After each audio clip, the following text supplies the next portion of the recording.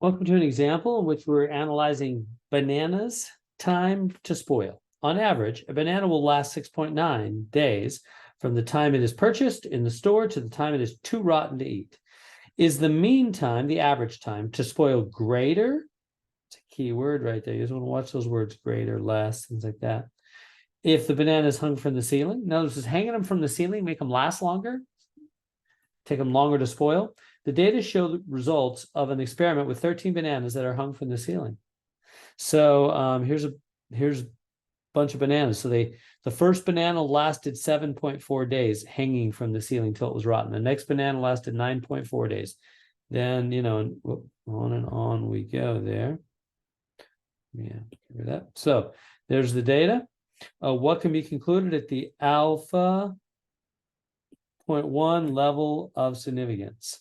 So let's go through the details.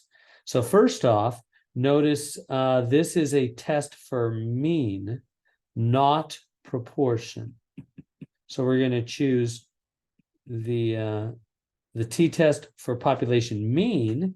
It says mean right there. It's about average, right? It's about average banana time. How long bananas last on average. It's not about proportions. There's no percentage. It's a mean question. Okay. And next, the HO. Now remember how HO always works. It's always equal, and it's going to be the mu, and that's for average.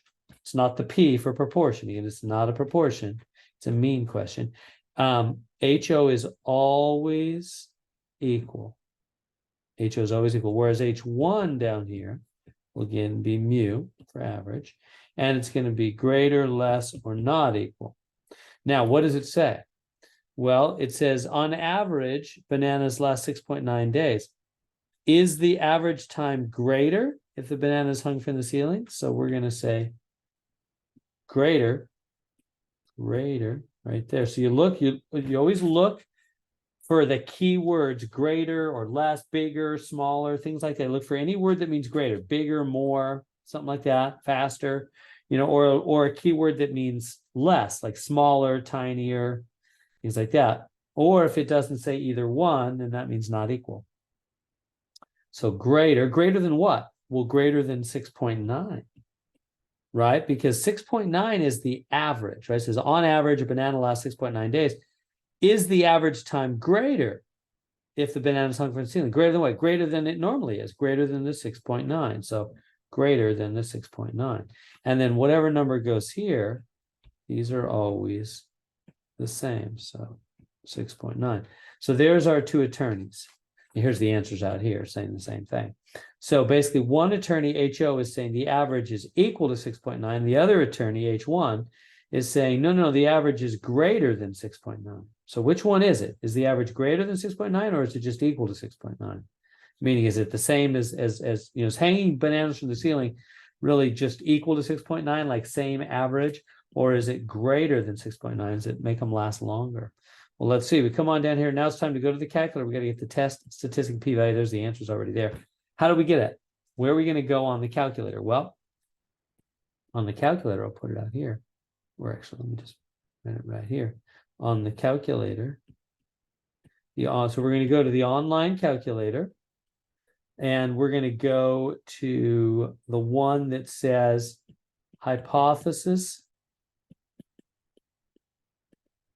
test for mean, because about mean, right? As we said up here, it's mean. Oops, not proportion. Right there, mean, not proportion. And then it's for data. Why is it data? Well, we have this big list of data right here. Whenever they give you a big list of numbers, that's data. So we're going to go to one's hypothesis test for data. Now, I don't remember which number that is. Let's go take a look. So to find that out, I'm going to switch over. So not here, here. So here we go. So here's the calculator. Click on the calculator on your home page, and then go down to, looks like it's number 15. See it down there, number 15 on the home page.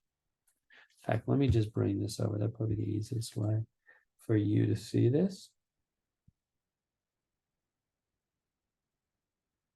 I'll stick it in here for you. And circle. So, yeah.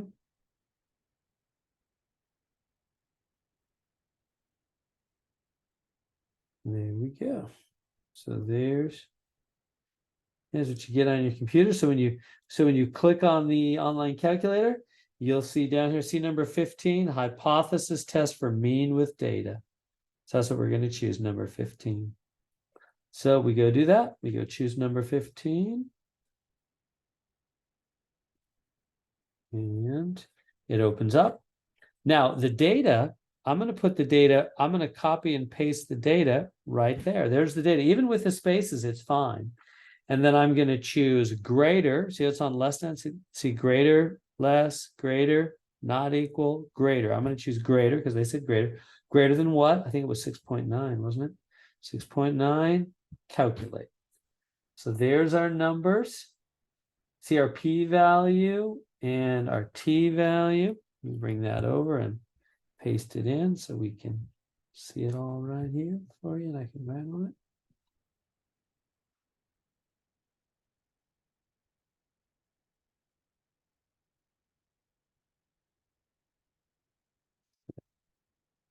Yeah.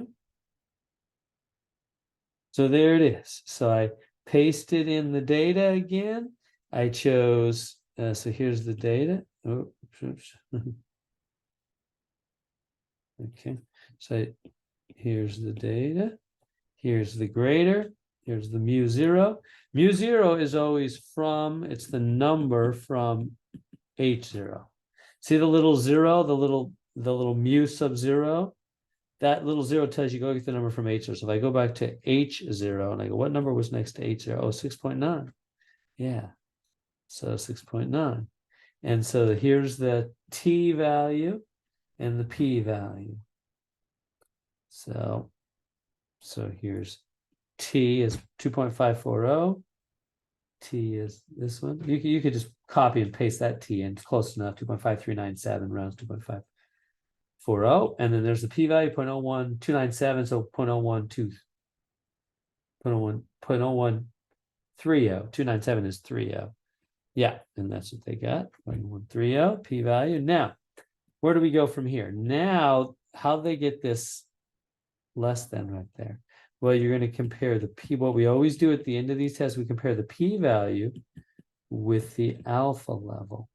So what's our p-value? Well, that's right here, 0.0130.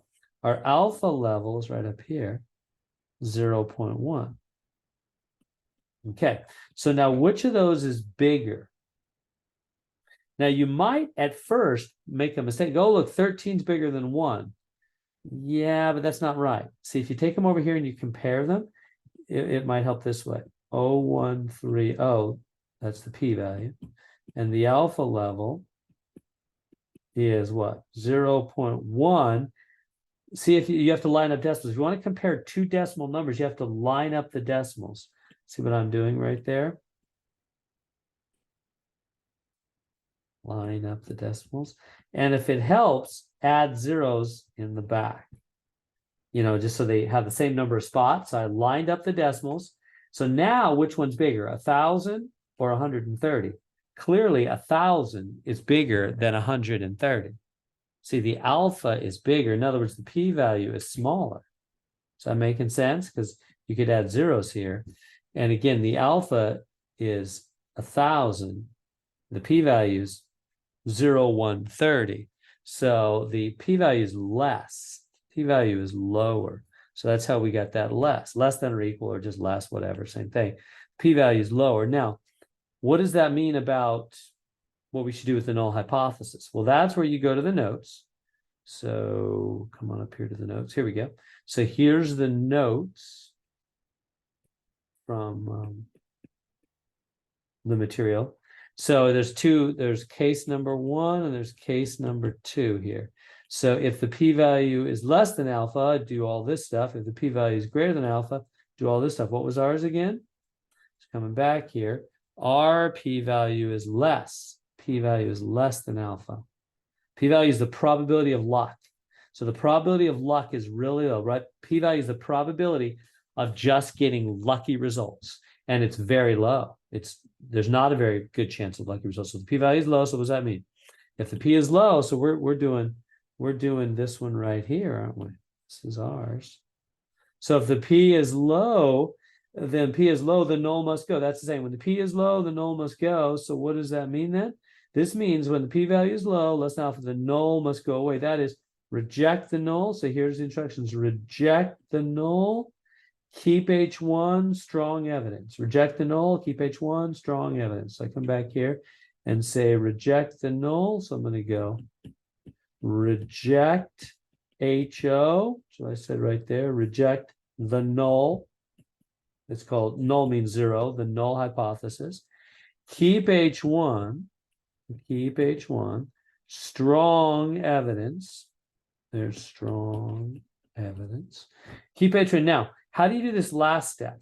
Well, notice that the note said keep H1. So in the end, remember, we're deciding which attorney we agree with. Do we agree with attorney HO or do we agree with attorney H1? Which attorney, it's like a court of law. Two attorneys are giving their evidence. Which one do we agree with? Well, we're keeping H1. We're rejecting HO. We're saying no to HO.